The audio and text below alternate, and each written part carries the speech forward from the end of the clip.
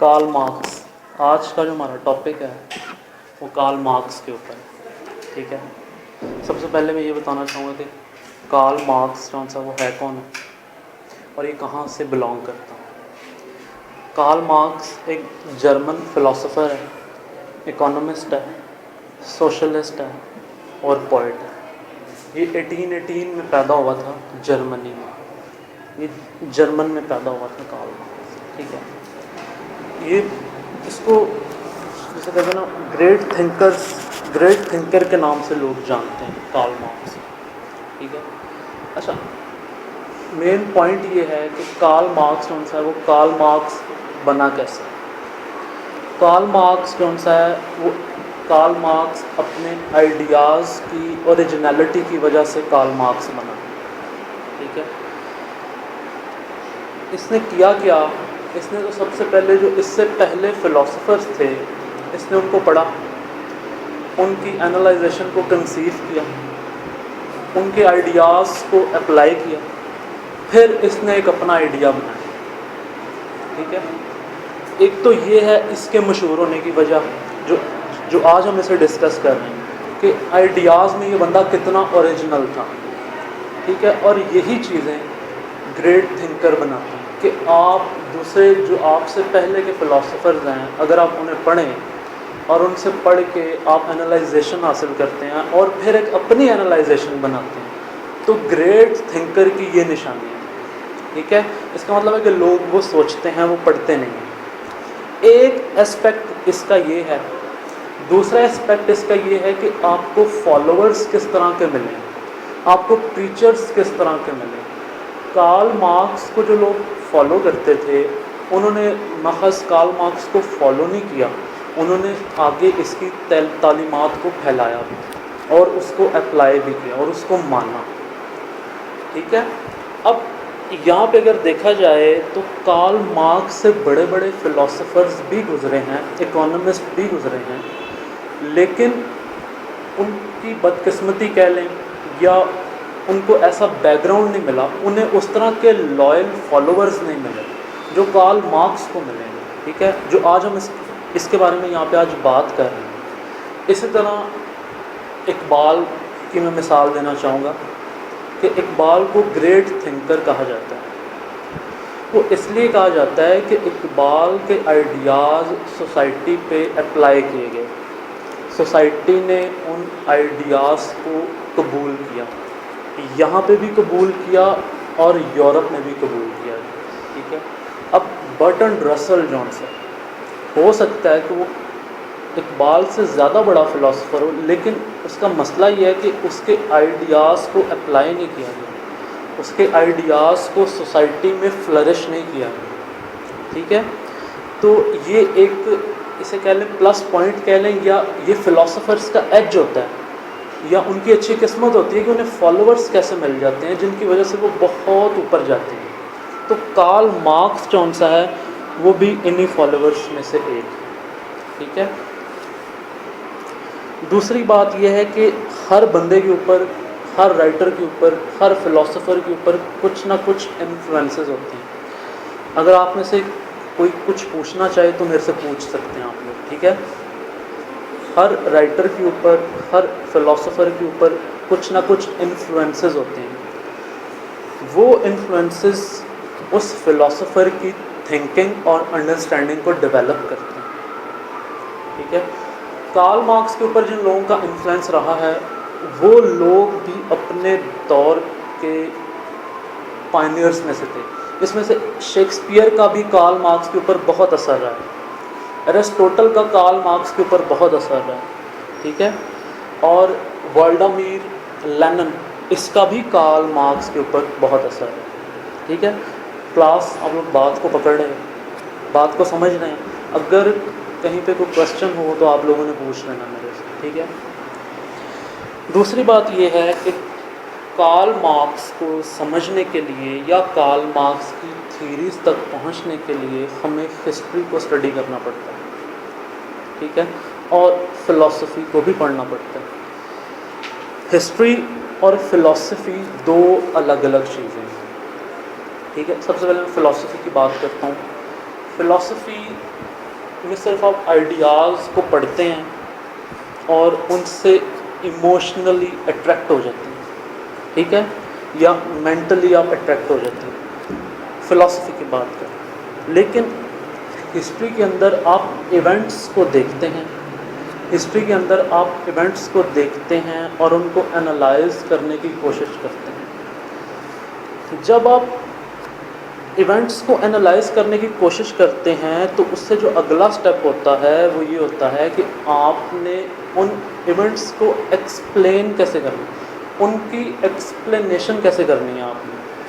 उस एक्सप्लेनेशन के लिए जो हिस्टोरियन है वो फ़िलासफ़र से थोड़े थोड़े आइडियाज़ को बोरो करता है ताकि वो अपने आइडिये को, अपने एविडेंस को सही तरीके से प्रूव कर सके।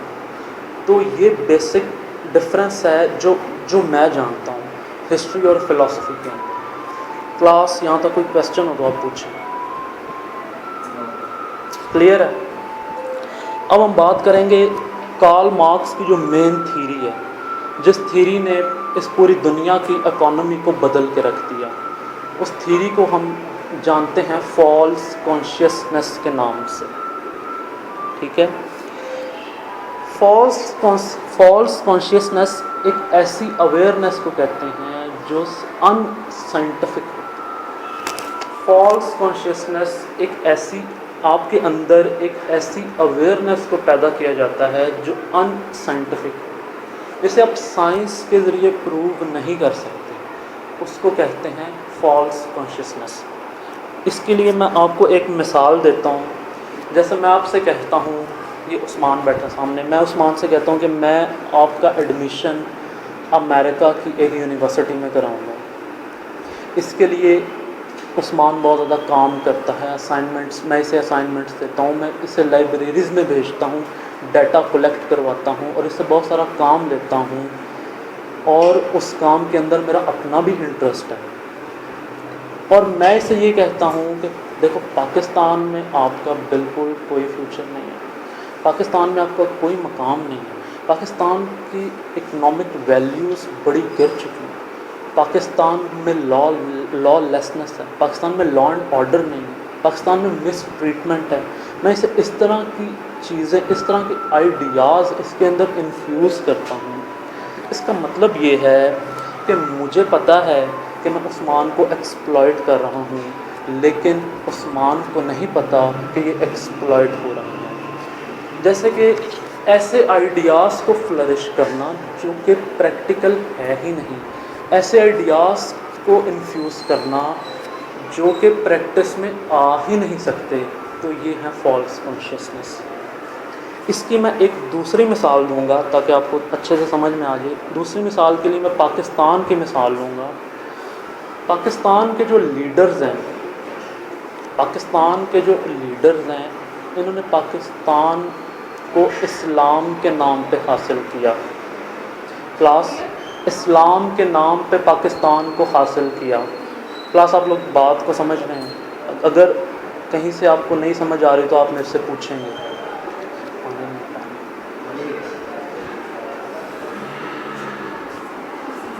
पाकिस्तान के जो लीडर्स हैं, इन्होंने पाकिस्तान को इस्लाम के नाम पे हासिल किया और इस सिलसिले में बहुत सी कुर्बानियाँ मांगी गई जो कि इस्लाम के नाम पे मांगी गई और ये कहा गया, ये डिक्लेयर किया गया कि ये जहाद है, हम एक इस्लामिक स्टेट कायम कर रहे हैं।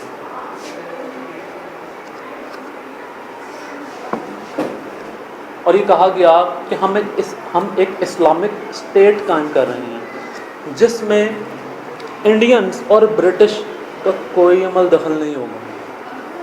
तो देखें, आप फॉल्स कॉन्शियसनेस पैदा की ना कि आज हम यहाँ पे बैठे हैं, क्या यहाँ पे इंडिया का इन्फ्लुएंस नहीं है? आज हमारे घर में टीवी चैनल्स पे इंडियंस ड्रामे देखे जाते हैं, हम इंडियंस मूवीज़ देखते हैं, हम इंडियन गाने सुनते हैं, ठीक है, हम उनके लिबास को कॉपी करते हैं, ठीक है। इसी तरह यहाँ पे जो बहुत सारी रसूमात हैं वो ऐसी हैं जो इंडिया से ली गई हैं, जैसे कि मेहंदी और माइयों वगैरह, इस तरह की रसूमात बहुत सारी ऐसी रसूमात हैं जो इंडिया से ली गई हैं।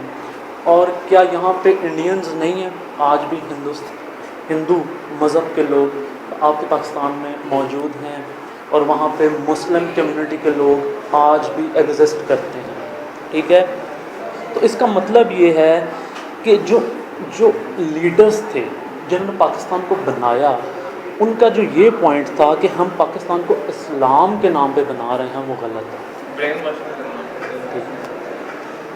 तो नहीं, वो और चीज़ है, ये और है, ये आपको ये मैं बताता हूँ, रुकें। अच्छा, तो क्या ये फॉल्स कॉन्शियसनेस पैदा की ना इन्होंने? अब पाकिस्तान को हासिल किया गया कि पाकिस्तान के अंदर इंडिया और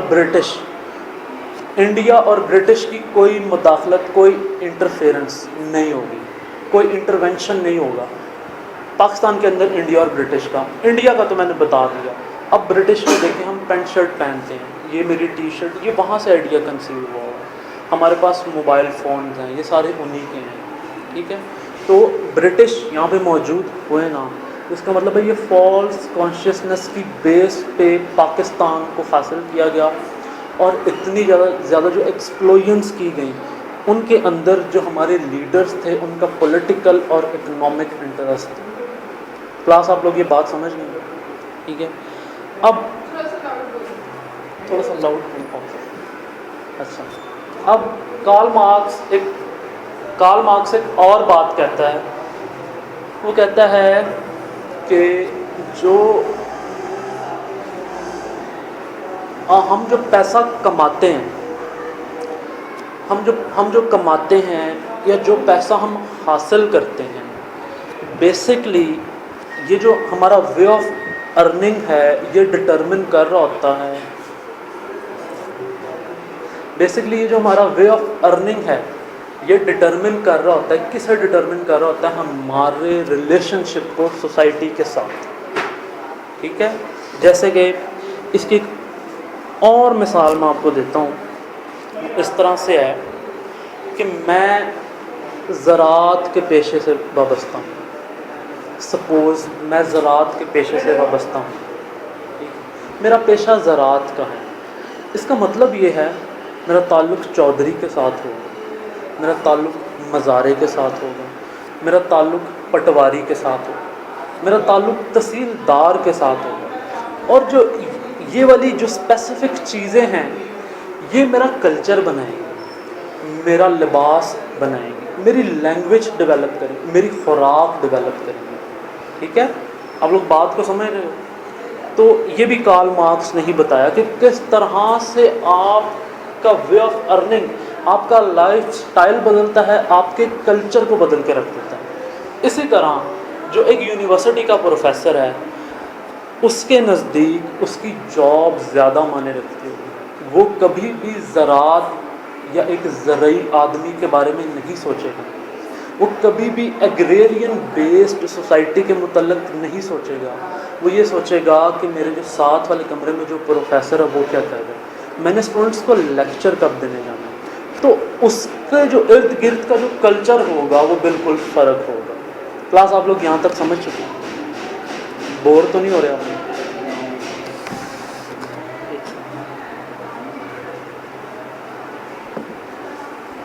अच्छा, उसके बाद एक कैपिटलिस्टिक मूड होता है। कैपिटलिस्टिक मूड होता है जो इंडस्ट्रियल बेस्ड सोसाइटीज़ के अंदर होता है।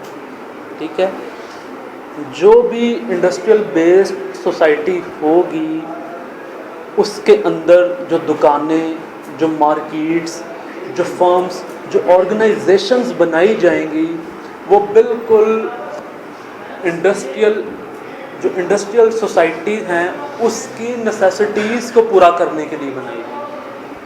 जैसे कि आप देख सकते हैं कि मैकडॉनल्ड जौन सा है वो कभी भी डुबनपुरे में नहीं खुलेगा।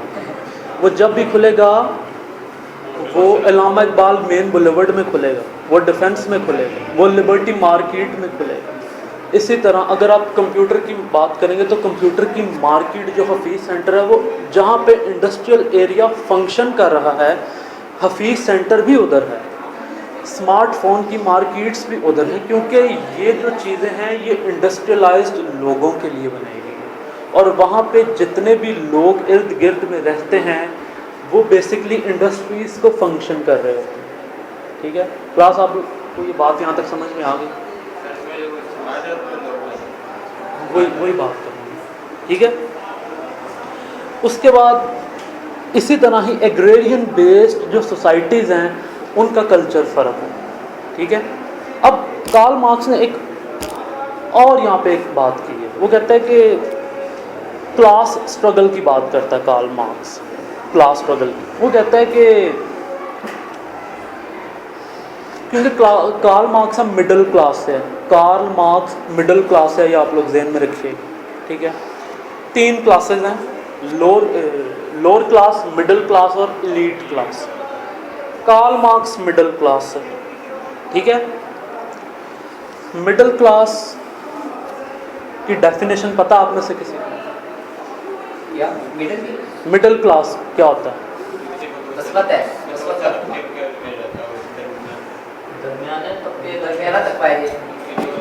आप मिडिल क्लास एवरेज पीपल। अच्छा, अब गौर से सुनिएगा। मिडिल क्लास एक ऐसी प्रोफेशनल क्लासेस होती हैं जो सैलरी पे डिपेंड करती हैं। क्या कहा मैंने? मिडिल क्लास एक ऐसी प्रोफेशनल क्लासेस होती हैं जो सैलरी पे डिपेंड करती हैं। ठीक है, जैसे नौकरी पेशा अफराद, जैसे ब्यूरोक्रेट्स हैं, गवर्नमेंट के जो सर्वेंट्स हैं, ये सब लोग मिडिल क्लास हैं। लेकिन कार्ल मार्क्स कौन सा है, वो मिडिल क्लास की डेफिनेशन कुछ और करता है। कार्ल मार्क्स कहता है कि मिडिल क्लास वो होती है, या मिडिल क्लास वो बंदा है जो मिडिल क्लास से अवेयरनेस हो और मिडिल क्लास के अंदर हो और मिडिल क्लास का हिस्सा हो, और इन सब बातों की बिना पे वो मिडिल क्लास के लिए काम कर रहा हो, तो वो मिडिल क्लास है, वरना वो मिडिल क्लास नहीं है। जैसे कि मैं हूँ, आप हैं, मैं और आप मिडिल क्लास से हैं। ठीक है, अब मिडिल क्लास इसीलिए जो मार्क्सिज्म को मानते हैं वो पैसे की ज़्यादा हवस नहीं रखते, उनके लिए वैल्यूज़ ज़्यादा इम्पॉर्टेंट हैं। उनका घर बेशक छोटा हो, उनके ज़राए बेशक कम हो, लेकिन उन्होंने अपने बच्चों को एजुकेशन ऐसी देनी है जो एलीट क्लास के लोग दें, क्योंकि हमारे बच्चों के अंदर अवेयरनेस है। आप ये बात पॉइंट ज़हन में रखिएगा कि जो मार्क्सिस्ट के लोग हैं वो पैसों को इतना प्रेफर नहीं करते। ठीक है, तो इन्हीं को ही मिडिल क्लास कहा जाता है। ठीक है, आपको मिडिल क्लास का पता लग गया? यार कोई क्वेश्चन है तो पूछें। आप लोग कुछ क्वेश्चन नहीं कर रहे? KAR। अच्छा, ये रेवोल्यूशनरी पढ़ता था, क्या था ये यार? बताया था ना जी। हाँ, मैंने कहा इसका ये बहुत बड़ा सबूत है इसके लिए कि जो इसने मार्क्सिज्म और इसने मिडिल तबके के लिए लिखा, जो इसने मैनिफेस्टो बुक लिखी थी पेरिस में एंगल्स के साथ में, उसका एंगल्स के उसका मिलों का मालिक था वो बंदा, यहाँ चेयरमैन था शायद, बिजनेसमैन था, वो बहुत बड़ा बिजनेसमैन था, और वो इससे बड़ा मुतासर था और वो इसको बड़ी सपोर्ट करता था। दोनों ने मिलकर फिर वो मैनिफेस्टो लिखी थी, जो बिल्कुल ये मजदूर तबके के लिए लिखी थी, मजदूरों का मंशूर शायद उर्दू में उसे कहा जाता है। अच्छा, ये जो मैं जिस बुक से बात कर रहा हूँ ये इसकी बुक है, ये भी फेडरिक जी। आपके कुछ क्वेश्चन हैं? कुछ आपने पूछना है? अच्छा, जो जी बंदा कौन सा था ये? ठीक है यार, मैं इसकी फिर बता देता हूँ। कार्ल मार्क्स फिलोसोफर था, इकोनॉमिस्ट था, सोशलिस्ट था, कम्युनिस्ट था। ठीक है, ये और पोइट भी था। सॉरी, लेक्चर का पर्पज़ ये है कि आपको अवेयरनेस आ जाए, और ये मैं अपनी मर्जी से नहीं दे रहा, ये सर ने कहा। कुछ चीज़ों का मकसद नहीं होता और कुछ चीज़ें बेमकसद होनी भी चाहिए, और ये इंसान की ज़िंदगी में बड़ा अहम किरदार अदा कर जाती है किसी मौके पर। इसका मतलब ये आप एंजॉय नहीं कर रहे, एंजॉय नहीं ना कर रहे आप। अच्छा, क्लास इधर देखें। अब लोग हम बात करने जा रहे हैं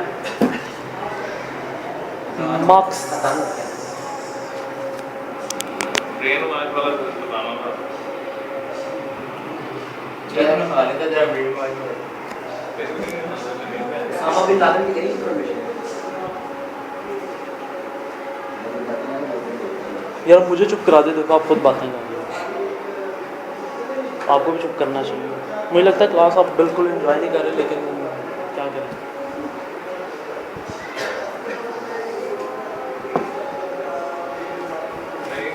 किससे बताया करें, कोई स्टोरेज की बताया करें साथ-साथ। वैसे मज़ा नहीं आया आपको। वैसे तो पढ़ ही जा रहे हैं बस। ये ऐसे 6 शादियां की थी, इसके 21 बच्चे थे, ओ यार ये ज़रूरी नहीं रही 8 बात, लड़कियां थी और 13 लड़के थे। 7 बेटियाँ थी, बच्चे पूछे नहीं पूछे इसकी 7 बेटियाँ।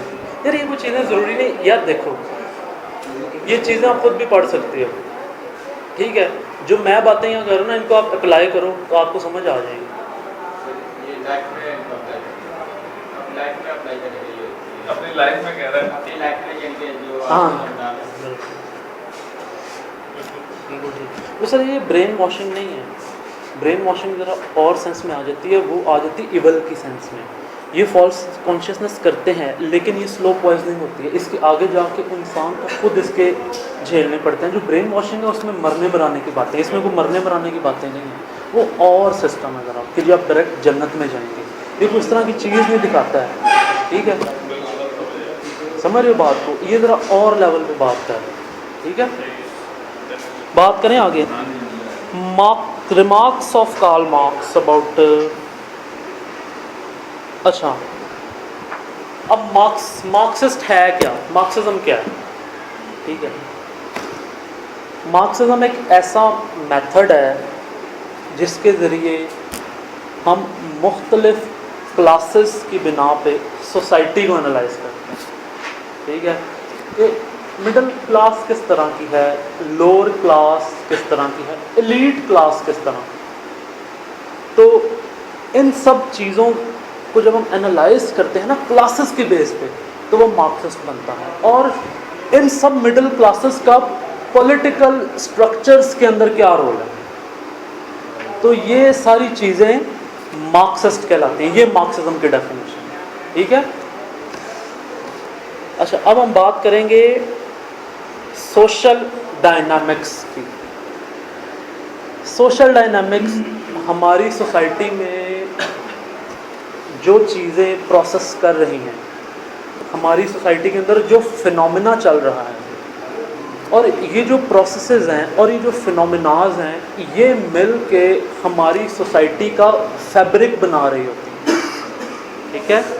ये सारी चीज़ें मिल के हमारी सोसाइटी का फैब्रिक बना रही होती हैं, ठीक है। और क्या था, थोड़े एक सेकंड,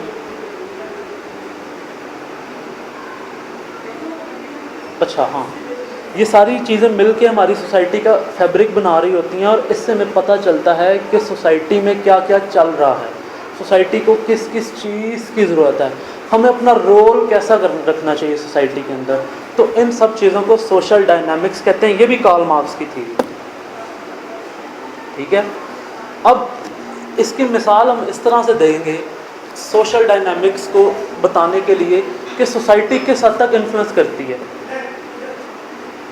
रिवोल्ट ऑफ 1857, पता है इस बात का, जो 1857 की जो जंग आज़ादी हुई थी, को पता हो आपको इस बारे में?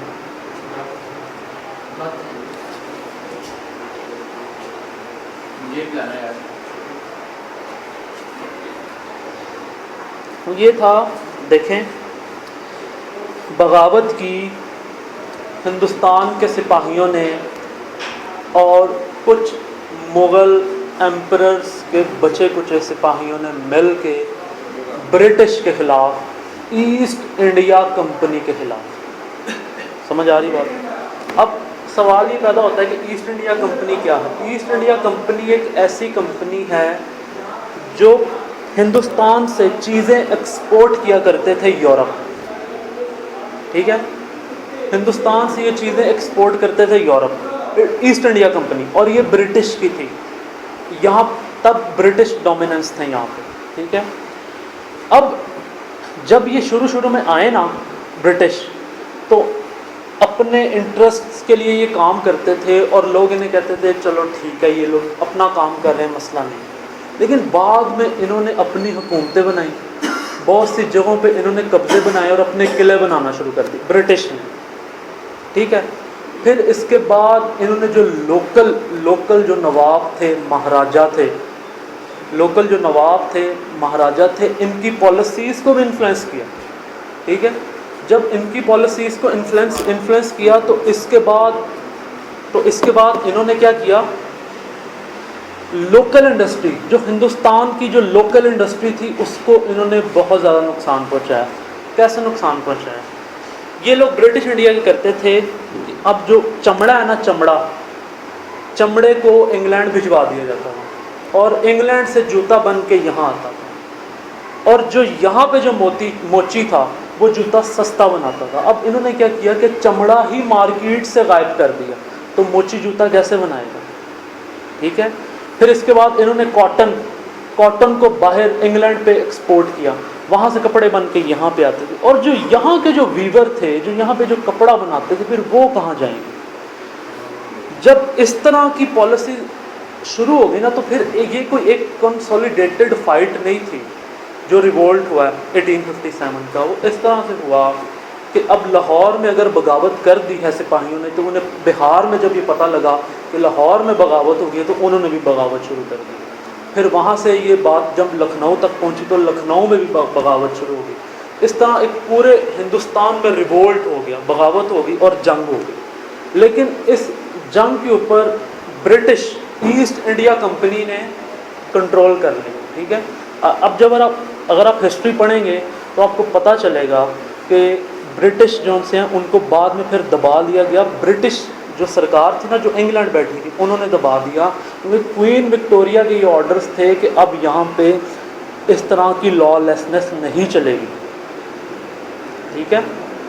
तो ये भी आपको देखें किस तरह से आपको पता लगता है कि सोशल डायनामिक्स की वजह से इस तरह की बगावत खड़ी होगी और लोगों के अंदर किस तरह की अवेयरनेस आई, तो उन्होंने बगावत कर दी। और इस सारी बगावत के पीछे कार्ल मार्क्स है। लोगों को अवेयर किसने किया? ये कार्ल मार्क्स ने किया। और इन लोगों का जिन्होंने लोगों का साथ दिया वो भी कार्ल मार्क्स को ही प्रमोट करते थे। उन्होंने अपनी राइटिंग्स में कार्ल मार्क्स का जिक्र किया, कार्ल मार्क्स की थीरीज़ को अप्लाई किया, कार्ल मार्क्स की थीरीज़ को लोगों को बताया है कि ये इस तरह से है और ये इस तरह से है। Thank you very much.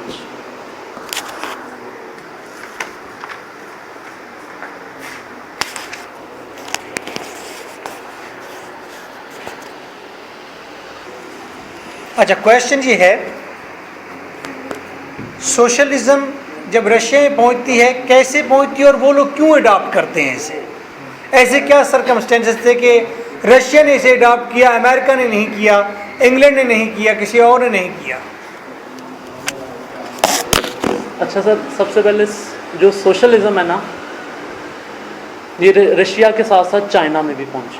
सबसे पहले चाइनीज़ फिलोसोफर्स जो से थे उन्होंने इसको अडॉप्ट किया, चाइनीज़ फिलोसोफर्स, ठीक है, जिसमें इनके नाम बड़े अजीब से होते हैं चाइनीज़ के, मेरे जहन में नहीं आ रहे। हाँ, इसी तरह के, ठीक है, इस तरह के फ़िलासफ़र ने सर इसे इन्होंने अडॉप्ट किया। उसके बाद फिर सर रशिया में क्या हुआ था? रशिया में भी रिवोल्ट था, ठीक है। रशिया में भी जिस तरह कहते हैं ना लॉलेसनेस, वो थी, लोगों को उनके सही राइट्स। रशियन का रिलीजन क्या था और उन्हें क्यों इसे अडॉप्ट अच्छा, किया? मुझे रिलीजन का तो नहीं पता रशियंस की, ठीक है, लेकिन ये है कि रशियन जो से थे ना सर, मैं आपको बताता हूँ, अमेरिका जो सा ना, अमेरिका उस वक़्त अमेरिका के उस तरह के बुरे हालात नहीं थे, क्योंकि लिंकन ने आके उस दौर में बड़ा ही जो नीग्रोज हैं उनको सपोर्ट किया, ठीक है। जो कार्ल मार्क्स है ये 1818 में पैदा हुआ, 1842 में जाके इसकी आइडियाज़ वगैरह और इसकी पहली किताब 1842 में आई, ठीक है। फिर सर इसको क्या किया गया? इसको एग्ज़ाइल कर दिया गया। एग्ज़ाइल मीन मुल्क बदल, ठीक है, इसको एग्ज़ाइल कर दिया गया। ये जहाँ जहाँ भी गया वहाँ की इसने सोसाइटीज़ को एनालाइज़ किया, वहाँ के लोगों में बैठा है, मज़दूर तबके में बैठा है, मिडिल क्लास से लेके एलीट क्लास तक के लोगों में बैठा है। और वहाँ जाके, क्योंकि मैं पहले अर्ज़ कर चुका था कि इसके फॉलोअर्स बड़े ज़्यादा थे, इस बंदे को इसका बड़ा एज रहा है कि ये जहाँ भी गया इसके फॉलोअर्स ऐसे, अभी पहुँचा ही नहीं है तो इसके फॉलोअर्स इकट्ठे हो जाते हैं, ठीक है, जो कि बड़े लॉयल होते थे और जो मेजॉरिटी में बहुत ज़्यादा होते थे, उनकी तादाद बड़ी ज़्यादा होती है, ठीक है। तो ये जहाँ जहाँ जाता गया है वहाँ के सिस्टम को ये बंदा इन्फ्लुएंस करता गया। अमेरिका में ये क्यों नहीं पहुँच सका? क्योंकि अमेरिका में एक तो सिस्टम थोड़ा सा ठीक था, क्योंकि उनका सर इंडस्ट्रियल जो एक सिस्टम है, जो एक इंडस्ट्रियल उनका फंक्शन है, वो उस वक्त प्रॉपर सिस्टमेटिकल वे से चल रहा था, ठीक है। लोगों के अंदर अवेयरनेस आती जा रही थी। इसी दौर में मार्टिन लूथर किंग भी आ गया। इस तरह के लोग वहाँ पे मौजूद थे, ठीक है, जो कि नीग्रोस के लिए और अपने हकूक़ के लिए लड़ रहे थे और उन्हें जैसे कहते हैं ना रिस्पांस भी मिल रहा था, गवर्नमेंट उनका साथ भी दे रही थी, ठीक है। तो अमेरिका में ये वहाँ इसलिए नहीं जा सका। लंदन में ये गया, इसकी डेथ इंग्लैंड में हुई है, लंदन में इसकी डेथ हुई है, ठीक है। वहाँ पे गया, वहाँ पे जाके भी इसने बहुत सारे चेंजेस लेके आए और ज़्यादातर जो इसका था ना फॉल्स कॉन्शियसनेस की जो थ्योरी है इसकी, इसने उसी को सपोर्ट किया। मैंने बता चुका हूँ फॉल्स कॉन्शियसनेस के बारे में, एक बार फिर बता देता हूँ। फॉल्स कॉन्शियसनेस आपके अंदर एक ऐसी अवेयरनेस पैदा की जाती है जो अनसाइंटिफिक होती है, जिसको आप साइंस के ज़रिए प्रूव नहीं कर सकते। कार्ल मार्क्स ये कहता है इस तरह की अवेयरनेस फॉल्स कॉन्शियसनेस है। कार्ल मार्क्स ये कहता है इस तरह की अवेयरनेस फॉल्स कॉन्शियसनेस है, क्योंकि ये लोग अपने पॉलिटिकल और इकोनॉमिक इंटरेस्ट्स के लिए हमें इस्तेमाल करते हैं और जिसका हमें पता नहीं होता, इनको पता होता है। मसलन उसको कोई एग्जांपल देंगे? इसके एग्जांपल मैंने दी थी, जैसे कि उस्मान है, मैं इसे कहता हूँ कि मैं तुम्हें अमेरिकन यूनिवर्सिटी में दाखिल करवाऊँगा, मैं इससे बहुत सारा काम करवाता हूँ, इससे बहुत सारा काम लेता हूँ, इसको मैं असाइनमेंट्स देता हूँ, इसको मैं लाइब्रेरीज़ में भेजता हूँ और इससे डाटा कलेक्ट करवाता हूँ। बेसिकली इसमें मेरा अपना इंटरेस्ट है, लेकिन उस्मान को मैं एक्सप्लॉइट कर रहा हूँ ये मुझे पता है, लेकिन उस्मान एक्सप्लॉइट हो रहा है इसे नहीं पता। रिलीजन के साथ क्या सोशलिज्म टकरा गई? कार्ल मार्क्स रिलीजन के साथ टकरा गया या नहीं टकराया? ये सर कह सकते हैं कि टकराया, बहुत सारे टकराया तो क्यों टकराया? बहुत सारे इश्यूज़ पे जाके सर ये टकराया। मसलन जैसे कि सर अब मैंने इस मिसाल दी थी, आपने सवाल किया ना तो उसका जवाब मौजूद है। अब जैसे पाकिस्तान है, पाकिस्तान को इस्लाम के नाम पे बनाया गया। जो उस दौर के जो लीडर्स थे उन्होंने पाकिस्तान को इस्लाम के नाम पे बनाया, ठीक है, और इस्लाम के नाम पर ही कुर्बानियाँ मांगी गई और ये कहा गया कि ये जहाद है और हम एक इस्लामिक स्टेट कायम कर रहे हैं।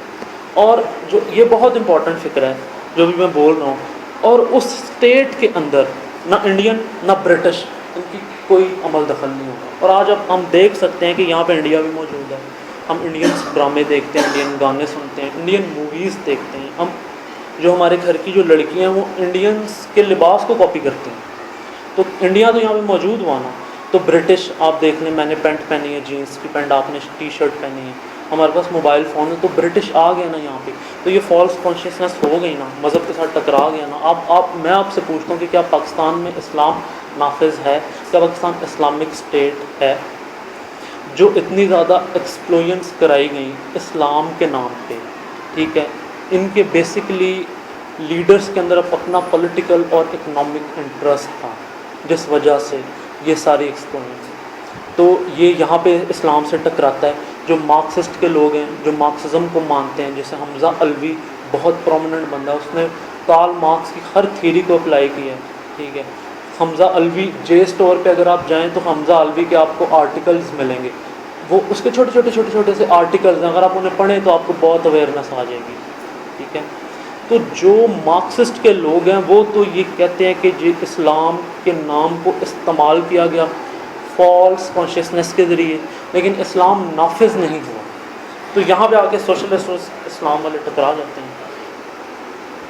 ठीक है, पाकिस्तान में सोशलिज्म सूटेबल है या ये डेमोक्रेटिक स्टेट ही ठीक है? मेरे ख्याल के मुताबिक सर यहाँ पे डेमोक्रेटिक स्टेट ठीक है, क्योंकि डेमोक्रेटिक स्टेट्स की पॉलिसीज़ बदल रही हैं। अच्छा, डेमोक्रेटिक स्टेट की जो पॉलिसीज़ हैं वो सोशलिस्ट की तरह तो नहीं, उससे थोड़ी सी ऊपर जा रही है, क्योंकि हर दफ़ा सर कॉन्स्टिट्यूशन में, लेजिस्लेशन में हर दफ़ा चेंज आ रहा है। ठीक है, क्या आज भी अमेरिका में इंडस्ट्रियलिस्ट मौजूद है और लेबर क्लास मौजूद है आज? जी बिल्कुल मौजूद है। लेकिन अब ये बहुत बहुत अच्छा आपने क्वेश्चन किया। मैंने मैकडॉनल्ड की मिसाल दी थी, इसमें मेरी रिकॉर्डिंग मौजूद है। मैकडॉनल्ड बेसिकली अमेरिका का ट्रेडमार्क है, ठीक है, और मैकडॉनल्ड्स वहाँ आप अगर आप में से किसी को अमेरिका जाने का इत्तेफाक हो या आप में से किसी का कोई रिश्तेदार अमेरिका में हो, तो आप उसे पूछिएगा कि मैकडॉनल्ड कहाँ पे है। मैकडॉनल्ड वहाँ पे होगा जहाँ पे मज़दूर तबका काम कर रहा होता है, और मैकडॉनल्ड बेसिकली बना ही मज़दूर तबके के लिए कि वो जब काम से थोड़ा थक जाएं तो मैकडॉनल्ड आएँ, यहाँ पे आके बर्गर खाएं, चिप्स खाएं, बोतल पिएं, चाय पिएं और कॉफ़ी पिएं या जो मर्ज़ी खाएं पिएं और वापस अपने काम पे चले जाएं। या आपको मैं एक दावत फ़िक्र दे दूँ, अगर आप में से कोई किसी का कोई रिलेटिव अमेरिका में है तो आप उसे कहिएगा कि मेरा एक ये रिसर्च वर्क है कि मैकडॉनल्ड्स अमेरिका में जहाँ जहाँ पे भी है उसके इर्द गिर्द का कल्चर थोड़ा सा बताइएगा। क्या वहाँ पे लेबर पार्टी मौजूद होती है? इससे क्या इजरात? इससे ये है, वाज़ेह है कि अमेरिका के अंदर लेबर पार्टी को उनके राइट्स दिए जाते हैं। सर अमेरिका में राइट काइंड ऑफ डेमोक्रेसी जो है वो अप्लाई की जाती है एज कम्पेयर टू पाकिस्तान।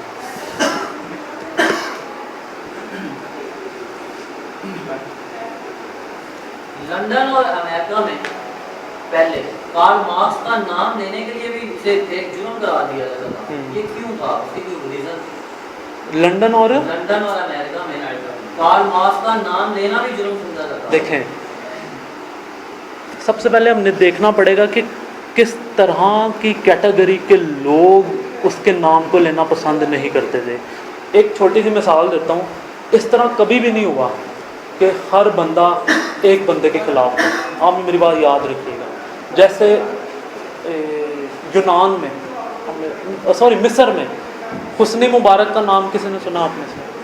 हुस्नी मुबारक को, हाँ, हुस्नी मुबारक मिस्र का प्रेसिडेंट था। हुस्नी मुबारक को लोगों ने उसके प्रेसिडेंसी जो हाउस था वहाँ से निकाल के मारा। आपने वो रिवोल्ट देखा होगा, हुस्नी मुबारक का टीवी पे चला होगा। लेकिन इसके बावजूद बहुत सारी पार्टी,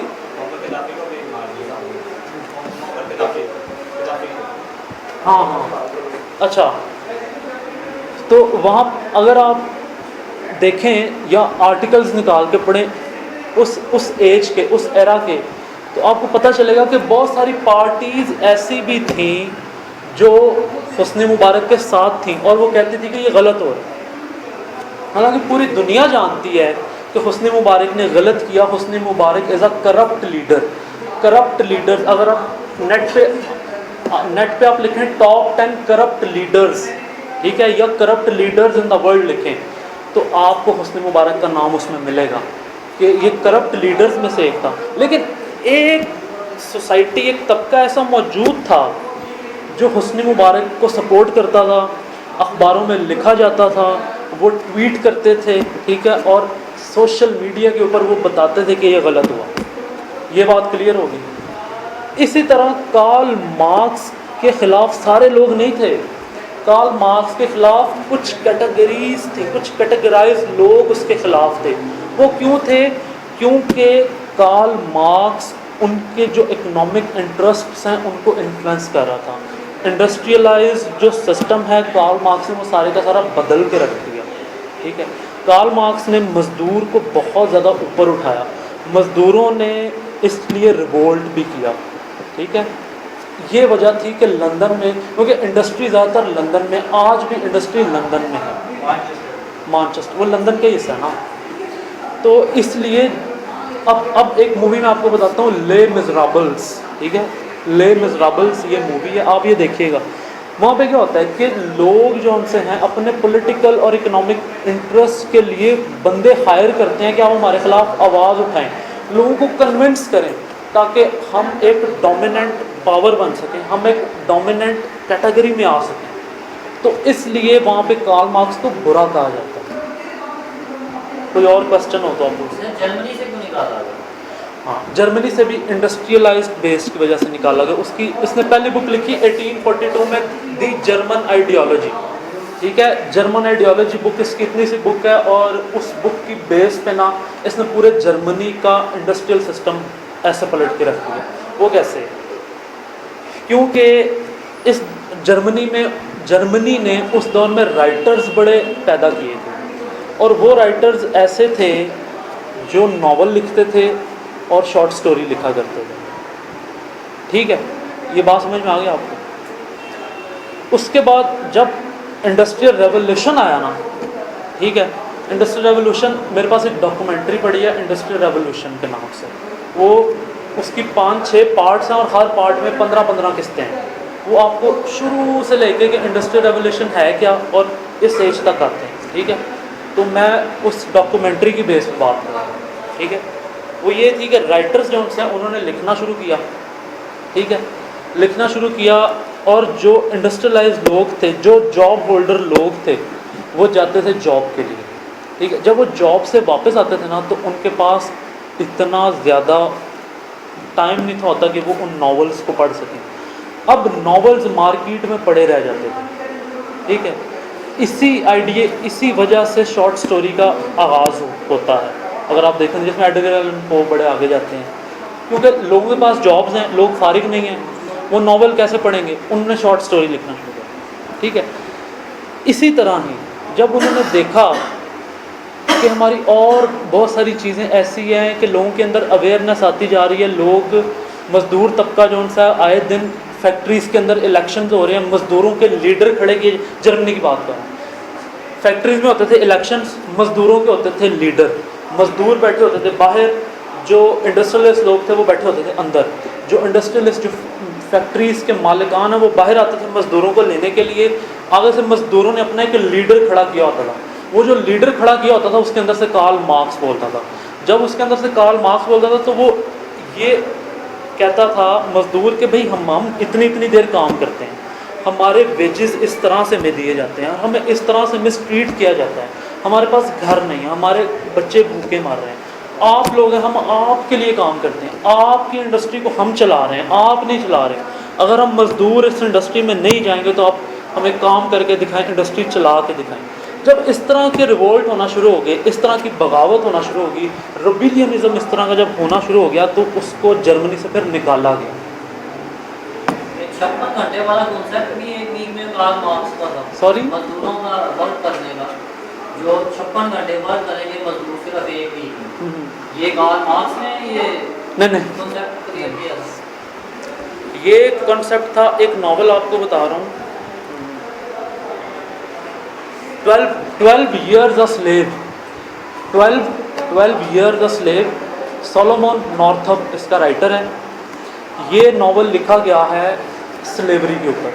ठीक है, इसकी थोड़ी सी मैं स्टोरी बता देता हूँ। इसमें एक बंदा होता है नीग्रो, उसको किडनैप कर लिया जाता है, किडनैप करके उसको एक मुख्तलिफ़ किस्म की स्टेट में ले जाया जाता है। वहाँ पे वो 12 साल गुलामी करता है, और जहाँ से उसको किडनैप किया होता है वहाँ पे वो वेल सेटल्ड होता है, उसका अपना घर होता है, अपना मकान होता है, और उसको वहाँ पे किसी किस्म की कोई टेंशन नहीं होती। उसके 2 बच्चे होते हैं, और उसकी जो बीवी, हर सब कुछ फिटफाट होता है, और वो अच्छे अच्छे होटल से खाना खाता है। लेकिन उसको वहाँ से किडनैप करके वहाँ ले जाया जाता है, वहाँ उसे 12 साल उससे काम कराया जाता है। ठीक है, जब वो काम करता है ना, और काम करने के दौरान फिर उस जो गुलाम है उसको बेचा जाता है आगे। फिर जहाँ पे उसे बेचा जाता है ना, वहाँ पे ये इस तरह का सिस्टम था कि अगर आपने कॉटन पिकर्स जो होते हैं, अगर आप दिन में 1000 या 2000 कॉटन निकालेंगे तो आपको 1 कोड़ा पड़ेगा। अगर आप 500 निकालेंगे तो आपको 12 कोड़े पड़ेंगे। ये नीग्रोज के लिए था। तो जो है ना कार्ल मार्क्स, इसके ऊपर नीग्रोज का भी बड़ा इन्फ्लुएंस रहा है। तो इसलिए फिर इसने एक सिस्टम बनाया कि अगर कोई मज़दूर 56 घंटे काम करेगा या इस तरह से काम करेगा तो उसके वेजेस इस तरह से आएंगे। अब एग्जैक्ट फिगर मुझे याद नहीं है, उस दौर की करेंसी भी पता नहीं अब कैसी थी, ये भी देखना पड़ेगा। और कुछ हैगल जो था, ये हैगल का स्टूडेंट था ना कार्ल नहीं, हैगल जो था ना, हैगल भी एक फ़िलासफ़र था, लेकिन आगे जाकर इसने हैगल की नफी की है, इसने हैगल के आइडियाज़ को लिया है, ये तो बाद में मटेरियलिज्म हो गया था ना। इसने हैगल के आइडियाज़ को लिया, उसके आइडियाज़ को इसने मज़ीद पॉलिश करके मॉडिफाई करके पेश किया। इसीलिए कहा जाता है कि कार्ल मार्क्स के ऊपर हैगल का इन्फ्लुएंस था। आप लिखिए गूगल के ऊपर इन्फ्लुएंसेस ऑन कार्ल मार्क्स, तो आपको पता लगेगा किन किन राइटर्स का कार्ल मार्क्स के ऊपर इन्फ्लुएंस था, जिसमें से एक शेक्सपियर भी है। मुझे अभी तक ये नहीं पता चल सका, क्योंकि मैंने शेक्सपियर को अभी तक नहीं पढ़ा, कि शेक्सपियर का कार्ल मार्क्स के ऊपर कैसे इन्फ्लुएंस हो सकता है। ये सर एक बड़ी दिलचस्प बात है। शेक्सपियर कॉमन पीपल के ऊपर भी कंसंट्रेट करके गया है, अच्छा अच्छा अच्छा, क्योंकि मैंने और शेक्सपियर को ह्यूमन नेचर को उसने बताया है। क्या सेल्फिशनेस है उसके अंदर, या वो बोल्ड है, या वो जंगजू है, तो वो ह्यूमन नेचर को एनालाइज करने में हेल्प दे गया है। अच्छा एक सेकंड, तो मैं अभी जवाब दे दूँ उन्हें कि दूसरा ये मैं कह रहा था कि मैंने भी इन्हें बताया कि अगर आपने कार्ल मार्क्स को पढ़ना है ना, इसमें मौजूद है रिकॉर्डिंग, अगर आपने कार्ल मार्क्स को पढ़ना है ना, तो आपको हिस्ट्री का इल्म होना चाहिए। हिस्ट्री और फिलॉसफी ये दो अलग अलग चीज़ें हैं। फिलॉसफी के अंदर आप आइडियाज़ को पढ़ते हैं और उनसे अट्रैक्ट होते हैं, इमोशनली या मेंटली या जिस तरह भी है, आप आइडियाज़ को पढ़ते हैं। हिस्ट्री के अंदर आप इवेंट्स को देखते हैं और इवेंट्स को एनालाइज करने की कोशिश करते हैं, ठीक है, और उसको एक्सप्लेन करने के लिए जब उसकी एक्सप्लेनेशन करते हैं उन आइडियाज़ की, तो आपको फ़िलासफ़र से थोड़ा थोड़ा बोरो करना पड़ता है, ठीक है। अगर मैं कार्ल मार्क्स को पढ़ रहा हूँ या मैं हिस्ट्री को पढ़ रहा हूँ, तो मैं कार्ल मार्क्स को उतना ही पढ़ूँगा जितनी मुझे ज़रूरत है। ये पॉइंट की बात है, क्योंकि कार्ल मार्क्स सारा पढ़ने वाला नहीं है। कार्ल मार्क्स की कुछ थीरीज ऐसे हैं जिनका पता होना चाहिए। क्यों ये मैं बात क्यों कर रहा हूँ, क्योंकि मेरा एक्सपीरियंस रहा है और मैं एक ऐसी फैमिली से बिलोंग करता हूँ जो किताबों को पढ़ना जानते हैं, ठीक है, और मुझे भी बताया जाता है कि किताब को कैसे पढ़ना है। तो अगर हम कार्ल मार्क्स को सारे का सारा पढ़ लेंगे ना, तो हमारी डायरेक्शन बदल जाएगी, और जब डायरेक्शन बदल जाएगी ना, तो अनफॉर्चुनेटली वो चीज़ें हमें काम भी कहीं नहीं देंगी। कार्ल मार्क्स की कुछ चीज़ें हैं जिनको हमें पढ़ना चाहिए, पता होना चाहिए, जो काम देती हैं। हो सकता है कि आगे जाके कार्ल मार्क्स की कुछ चीज़ें डिनाई कर दी जाएँ कि नहीं अब इनकी ज़रूरत नहीं है, कुछ चीज़ें ऐसी हैं जो चलेंगी, ठीक है ना। तो इस बात को आपने जहन में रखना है। कार्ल मार्क्स अगर अच्छा फ़िलासफ़र है, ठीक है, लेकिन इसको सारा नहीं पढ़ना, ना ही इसको कोई सारा पढ़ सकता है, ना ही सारा पढ़ना चाहिए, ना किसी को ज़रूरत है, ना ये काम देगा सारा अगर आप पढ़ लेते हैं। इसको उतना पढ़ना है जितनी हमें ज़रूरत हो, ठीक है, नहीं तो आप डिस्ट्रैक्ट हो जाओगे, तो वो नुकसान है, ठीक है। और कुछ सवाल? ये कानूनदान बनना चाहता था पहले, फिलॉसफी से पहले, क्योंकि इसका फादर भी लॉयर था, तो ये उसे इसने क्यों स्किप किया और फिलॉसफी में ये क्यों? अच्छा, मैंने ये बात कहीं पे भी नहीं पढ़ी कि ये कानूनदान बनना चाहता था। आप मुझे बताएं, आपने कहाँ में पढ़ी है? नहीं, मैंने तो इसका हिस्ट्री में पढ़ा है, और इसी कोई रेफरेंस दे सकते हैं आप? इसका मैंने पढ़ा था कि मैनिफेस्टो बुक में, शायद मैंने इसका ये मैनिफेस्टो जी, और इसमें बताया था कि इसका फादर चूँकि कानूनदान था, उसके बाद ये भी कानूनदान बनना चाहता था। अच्छा, मुझे इस तरह की नहीं, मैंने पाकिस्तान में कार्ल मार्क्स को पढ़ाने की या पढ़ने की ज़रूरत है थोड़ी बहुत, थोड़ी बहुत। हाँ, क्योंकि इस तरह की अवेयरनेस होनी चाहिए। क्या कुछ तबके क्रश हो रहे हैं इस वजह से, या कुछ खास तबकों को पढ़ना चाहिए? कुछ खास तबकों को पढ़ना चाहिए, बिल्कुल ऐसे। जैसे सर मैंने अभी बात की थी middle class, Karl Marx middle class से है, कार्ल मार्क्स मिडिल क्लास है। मिडिल क्लास की मैंने डेफिनेशन ये की थी, आपने सुनी है मिडिल क्लास की डेफिनेशन? ज़रूरत नहीं है करने की। मैं तो कार्ल मार्क्स, आप क्या कहते हैं, कार्ल मार्क्स की एक बैट की तरह था। कार्ल मार्क्स एक बैट की तरह था, चमगादड़ की तरह, मैं थोड़ा सा समझता हूँ, क्योंकि इसने अपने हर एक दौर में अपनी जो है ना फील्ड जैसे कि चेंज किया। कैसे? ऐसे सबसे पहले तो हैगली जो थे ना, हैगली के स्टूडेंट्स, वो लोग एक वो थे हैगल के मरने के बाद, ठीक है, क्योंकि ये चंद एक साल ही उससे पढ़ा वो मर गया। एक वो थे जो बिल्कुल वही चीज़ें बयान करते थे या कहते थे और समझते थे जो कि उसने कहा छोड़ी। और दूसरा इसे कहा जाता है राइट हैंड के हैगली और लेफ्ट हैंड के हैगली।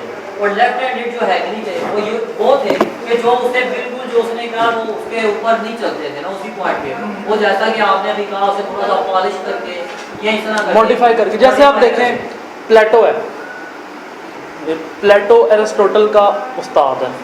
अब एरिस्टोटल ने पोइटिक्स के अंदर प्लेटो की बातों की नफी की हुई, वो कहता है यार ये बात इसने गलत किया, ये बात ऐसे नहीं है ऐसे। जी आप बात करें। प्लेटो ने तो ऑलमोस्ट को बड़ा क्रिटिसाइज किया। अच्छा तो वो ये था। उसके बाद जब ये जर्मन से निकाला गया फिर ये पेरिस में गया। पेरिस में जाके अब आपने बात की ये फिलोसोफर भी था, ये इकोनॉमिक्स भी था, ये पोइट भी था, ये पोइट भी था। तो चूंकि डामाडोल एक फिलोसोफर जो है वो बाद में इकोनॉमिक्स में जाता है, क्यों? मतलब उसकी फील्ड है फिलोसफी की है यार, वो क्यों क्या है इकोनॉमिक्स में जा रहा है? ये बात एंगल से जाके ये बात इंसान भी काबिल नहीं जो नहीं करते। अच्छा ये मैं आपकी इस बात से डिनाई करता हूँ इस तरह से कि अगर इमरान खान धरना देता है इस्लामाबाद में, ठीक है, तो जो एक तरखान है जो लकड़ी को तराशता रहता सारा दिन, हम उस पर ये एप्लीकेबल नहीं कर सकते कि इसका कोई राइट नहीं है कि ये इमरान खान की किसी भी पॉलिटिकल एक्टिविटी को जज ना करे। आप तो ये कह रहे हैं, इनडायरेक्टली आप ये कह रहे हैं, तो ये हर बंदे का राइट है। देखें सर, मुआशरे में थी लॉलेसनेस, मुआशरा तबाही की तरफ जा रहा था। बेशक कोई फ़िलासफ़ी पढ़े, कोई शायरी पढ़े, ठीक है, कोई हिस्ट्री पढ़े, कुछ भी पढ़े, लेकिन जब आप एज अ कलेक्टिवली नींद आ रही, जब आप एज अ कलेक्टिवली बात करेंगे ना, तो फिर आप इन चीज़ों को नहीं इन चीज़ों को आप डिनाई नहीं कर सकते। जब आप कलेक्टिवली बात करेंगे तो फिर आप एक हो जाएंगे। मैं थोड़ा आपके इस पॉइंट से एग्री नहीं करता। बस करें